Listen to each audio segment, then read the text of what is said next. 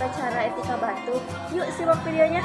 Tata cara batuk yang baik dan benar dengan cara menutup hidung menggunakan tisu atau dengan lengan dalam baju.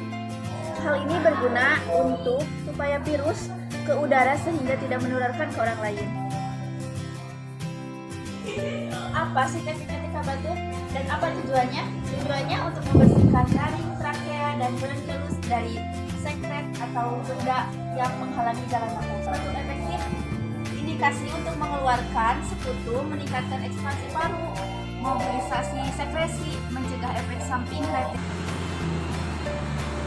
Mau tahu tips melakukan etika batuk yang benar? Yang pertama, hindari menarik napas terlalu cepat dari mulut. Yang kedua, napas cepat mengganggu penggerakan lendir ke atas dan keluar paru-paru, ke atas dan keluar dari paru-paru.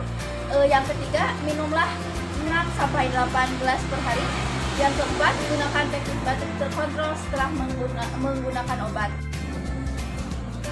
Apa itu napas batuk efektif? Yaitu menekankan aspirasi maksimal yang dimulai dari aspirasi. Apa sih tujuan dari napas batuk efektif? Yaitu yang pertama, merangsang sistem kontranental. Yang kedua, meningkatkan distribusi ventilasi. Yang ketiga, meningkatkan volume paru. Yang keempat, memfasilitasi saluran napas.